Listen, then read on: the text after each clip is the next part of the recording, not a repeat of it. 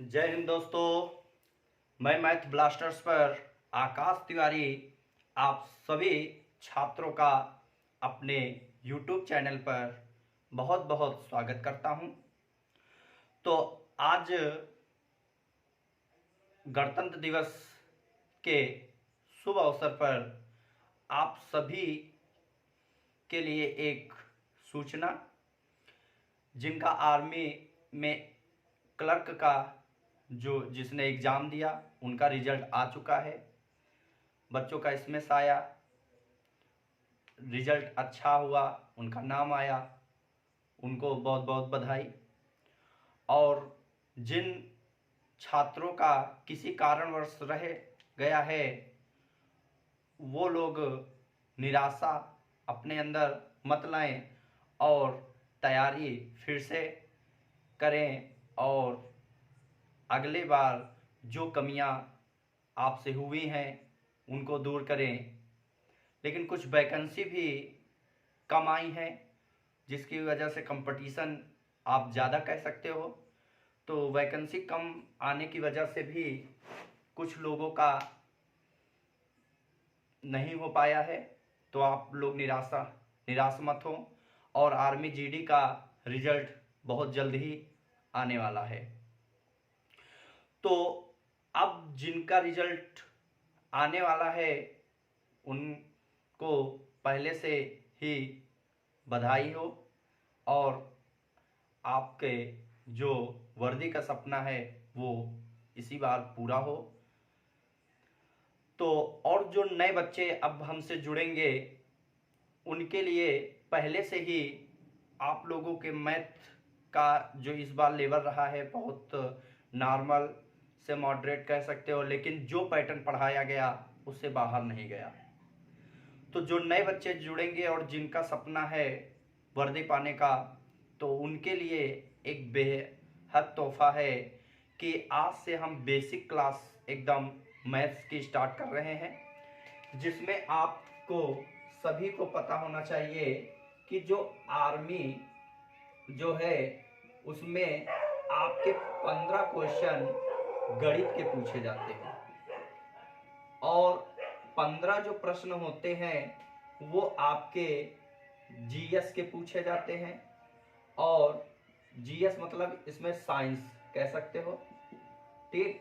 और 15 क्वेश्चन जो होते हैं जीके के प्रश्न पूछे जाते हैं और इसमें 5 प्रश्न जो होते हैं वो रीजनिंग के पूछे जाते हैं। तो कुल आपका जो प्रश्न पत्र आपका होता है वो 50 प्रश्नों का होता है।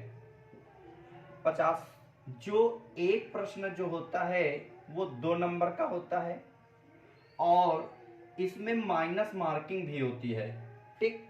निगेटिव मार्किंग मतलब इसमें 1/4 इसमें माइनस मार्किंग भी होती है। मतलब कहने का कि यदि आपके 4 प्रश्न अगर आपके गलत हो रहे हैं तो उसमें आपका एक सही वाला प्रश्न भी काट लिया जाएगा, ठीक। मतलब 4 प्रश्न पर अगर 4 प्रश्न आपके गलत हो रहे हैं तो एक प्रश्न आपका काट लिया जाएगा। मतलब जो एक प्रश्न जो 2 नंबर का होता है वो 2 नंबर आपके कट जाएंगे।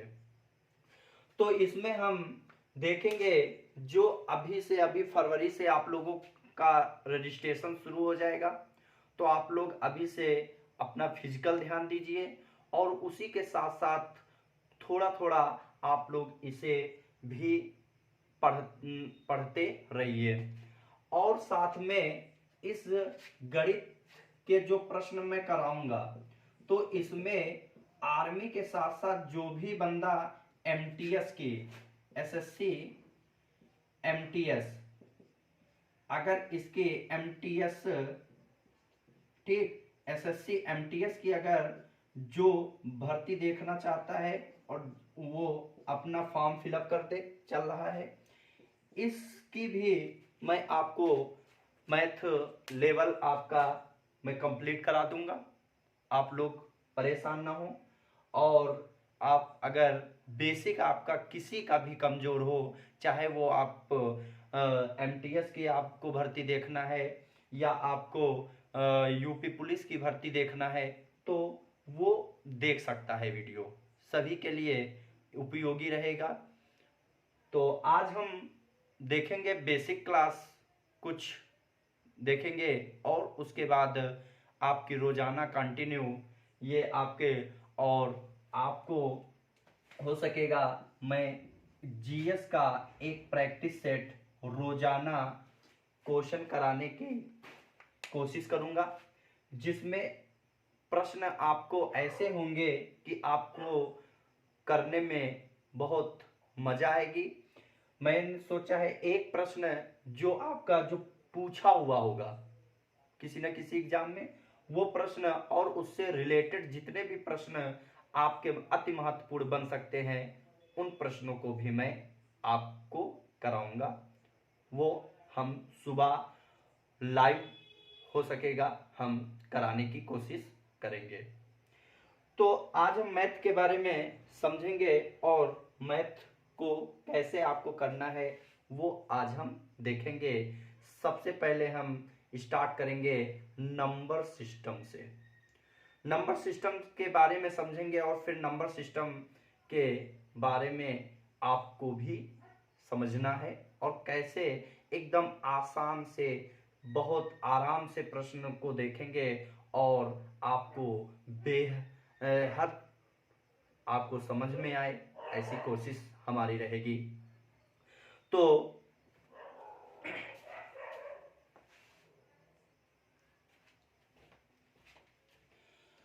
आज हम नंबर सिस्टम के बारे में देखेंगे। नंबर सिस्टम मतलब कि संख्या पद्धति। संख्या पद्धति, तो संख्या पद्धति के बारे में समझेंगे। ये संख्या पद्धति है क्या और कैसे प्रश्न पूछे जाते हैं, और छोटे छोटे से लेकर हम जितने आपके लेवल तक आ सकते हैं मैं उन सभी प्रश्नों को कराऊंगा। अब नंबर सिस्टम होता क्या है और समझना कैसे है, तो अब देखो जो गणित है वो अंकों पर आधारित है। किस पर आधारित है? अंकों पर। जैसे जैसे आप अगर हिंदी पढ़ना चाहते हैं, अपना मान लिया कि आपको नाम लिखना है, हिंदी में किसी का भी नाम लिखना है, तो सबसे पहले आपको हिंदी पढ़ने के लिए आपको क्या सिखाया जाएगा? काहे का ज्ञान होना चाहिए, तो आप कहोगे कि ककहरा का ज्ञान होना चाहिए। अगर आपको इंग्लिश पढ़ना है तो इंग्लिश में बेसिक आपको क्या आना चाहिए? A to Z ABCD आना चाहिए। अगर आपको मैंने कहा मेरी क्लास में गणित पढ़ने आए हो तो आपको काहे का ज्ञान होना चाहिए, तो मैं कहूंगा आपको अंकों का ज्ञान होना चाहिए। काहे का ज्ञान होना चाहिए? अंकों का ज्ञान होना चाहिए। तो आज हम अंकों पर ही देखेंगे प्रश्न को और अंक को समझेंगे। देखो जैसे कि अंक की बात मैंने कहा, तो जो हमारे पहले नंबर थे वो मात्र 1 से 9 तक गिनती ज्ञात थी हमें। कितनी? 1 से 9 तक। 1 2 3 4 5 6 7 8 9। कितने अंक ज्ञात थे? 9 अंक ज्ञात थे। अब इन्हीं 9 अंकों से मैंने कई सारी गिनती बना दिया। कई सारे अंक, जैसे 1 पर 1 कर दिया तो आप कहोगे 11 हो जाएगा। 3 पर 5 कह दिया आप कहोगे 35 हो जाएगा। 9 पर 9 कह दिया आप कहोगे 99 हो जाएगा। उसी प्रकार 1 2 3 4 5 6 एंड डॉट डॉट अनंत। जब ये अनंत पद तक गए तो ये जो संख्याएं हमारी कहलाई वो प्राकृतिक संख्या कहलाई। कैसी संख्या कहलाई? प्राकृतिक संख्या, जिसे हम नेचुरल नंबर कहते हैं। कौन से नंबर कहते हैं? नेचुरल नंबर कहते हैं। फिर उसके बाद जैसे ही 1 से लगातार अनंत पद तक गए तो वो प्राकृतिक संख्या कहलाई, और फिर उसके बाद जैसे ही मुझे 0 की खोज हो गई तो माना जाता है कि हमारे भारत के बिहार में महापुरुष का जन्म जो आर्यभट्ट का हुआ था, उन्होंने ही जीरो की खोज की थी। तो जीरो की खोज की थी। अब ये जैसे ही जीरो से मैंने लिया, तो जीरो से लगातार अनंत पद तक गए। जब हम जीरो से लगातार अनंत पद तक गए, तो वो जो प्राकृतिक संख्या थी वो संख्या पूर्ण हो गई। कैसी संख्या हो गई? पूर्ण संख्या हो गई। समझ लेना, छोटी से छोटी बात है।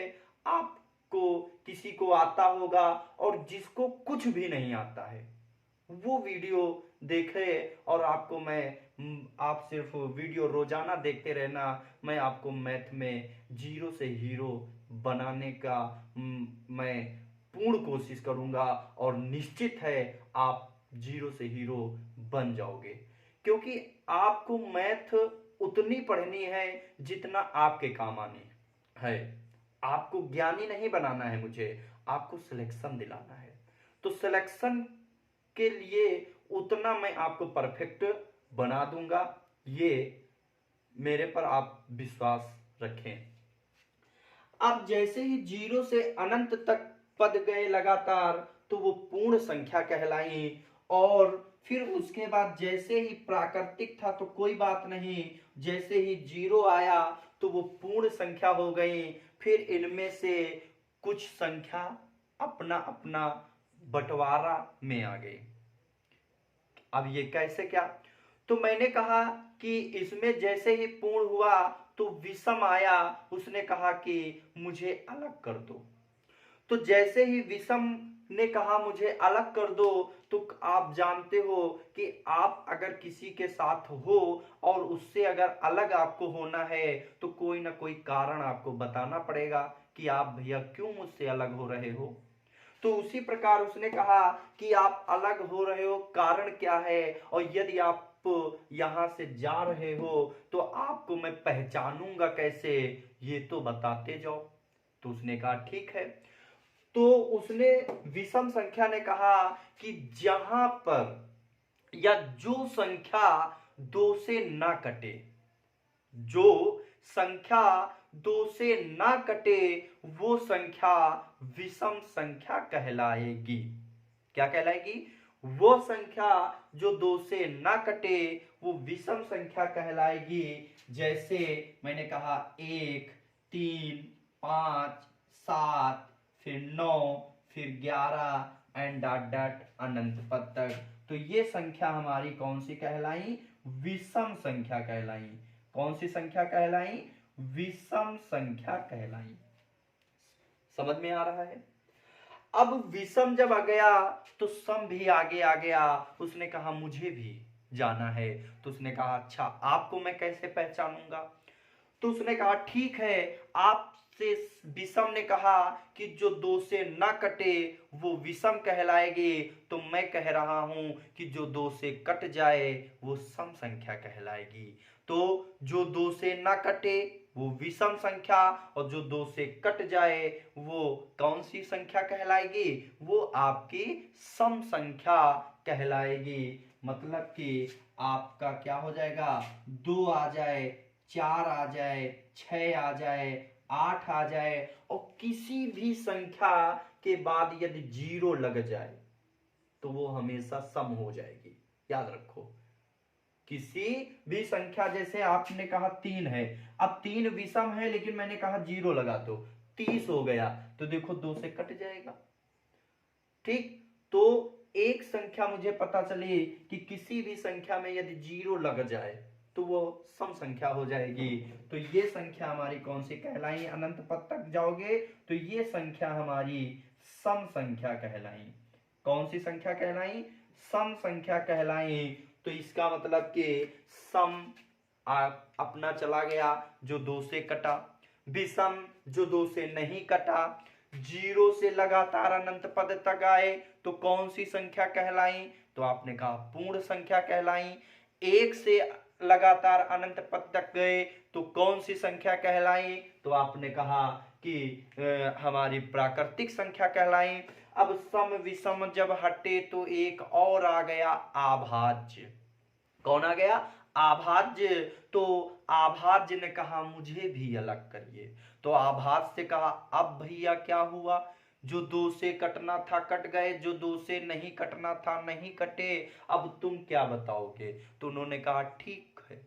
उन्होंने कहा दो से कटेगा, उन्होंने कहा दो से नहीं कटेगा, उसने कहा मैं किसी से नहीं कटूंगा।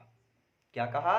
कि मैं किसी से नहीं कटूंगा, मतलब वे संख्या जो किसी से भी ना कटे, वो संख्या जो किसी भी संख्या से ना कटे, स्वयं से कटे, वो संख्या आपकी अभाज्य संख्या कहलाएगी, प्राइम नंबर कहलाएंगे।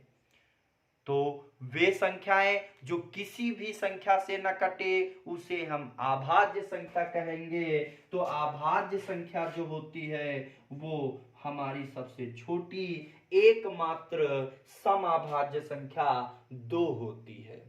तो इसका मतलब 2 हो जाएगा, 3 हो जाएगा, 5 हो जाएगा, 7 हो जाएगा, 11 हो जाएगा एंड डॉट डॉट अनंत। तो ये संख्या जो कहलाई, ये संख्या आपकी अभाज्य संख्या कहलाई। कौन सी संख्या कहलाई? अभाज्य संख्या कहलाई।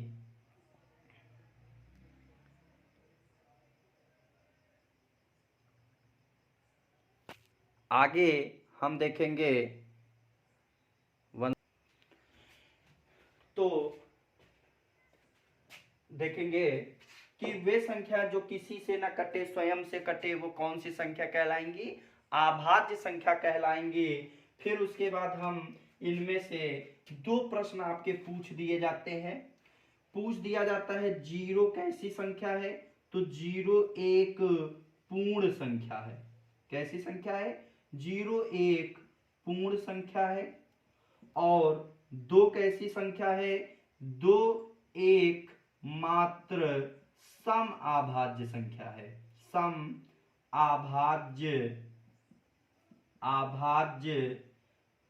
संख्या है।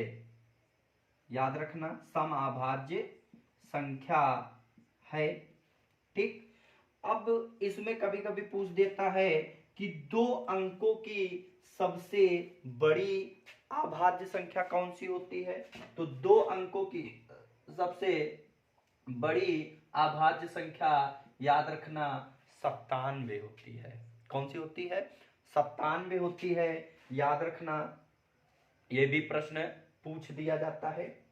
ठीक। तो इतना आप लोग नोट कर लें, फिर उसके बाद हम आगे चलेंगे।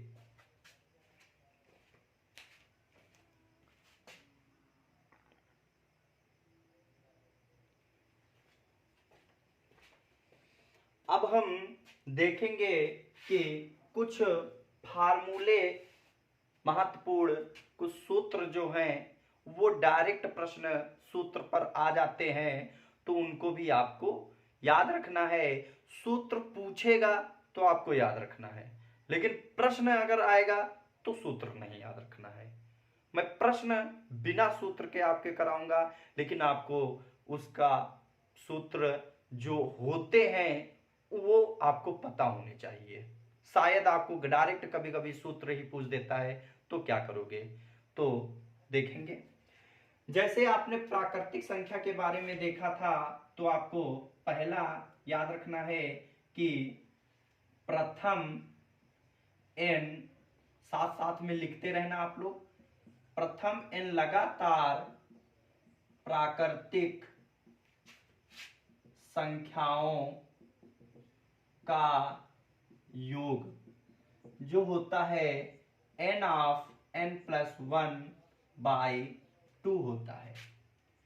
फिर उसके बाद दूसरा, प्रथम n, साथ में लिखते रहना है, पेन कॉपी साथ में लेकर बैठे, प्रथम n लगातार प्राकृतिक सम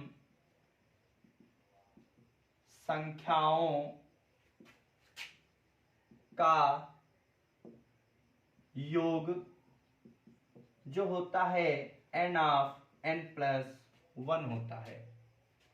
फिर उसके बाद प्रथम n लगातार प्राकृतिक विषम संख्याओं का योग, जो भी होगा वो n स्क्वायर। n का मतलब क्या है? n का मतलब है कुल पदों की संख्या।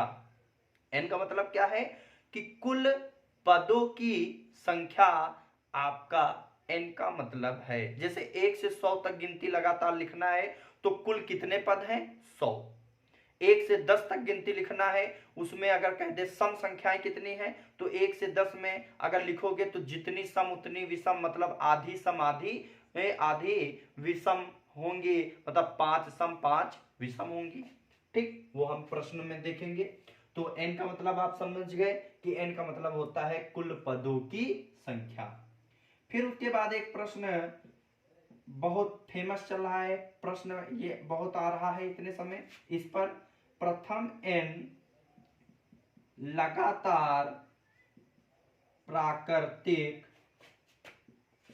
संख्याओं के वर्गों का योग।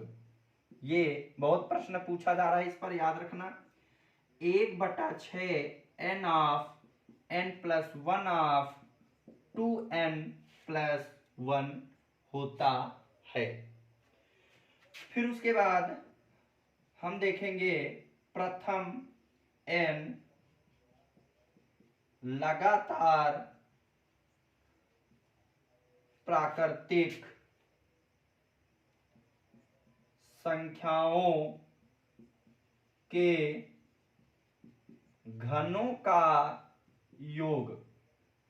घनों का जो योग होता है वो n of n plus 1 by 2 का होल स्क्वायर होता है। फिर इस पर एक लास्ट है k के प्रथम n गुणजों का योग होता है kn of n plus 1 by 2 होता है। तो ये आप लोग नोट कर लिए होंगे, या अभी अगर नोट नहीं किए हैं स्क्रीनशॉट ले लें, या आप थोड़ा इसको रोक दे वीडियो और पहले नोट करें। मतलब जितनी वीडियो देखें आप अपने नोट्स भी बनाते चलें, ताकि नोट्स बना लोगे तो आपको फायदा ये हो जाएगा कि आपको रिवीजन करने में आसानी रहेगी, बार बार आपको वीडियो देखना नहीं पड़ेगा। तो आप नोट्स भी बनाते चलें साथ में, तो इसको नोट कर लो।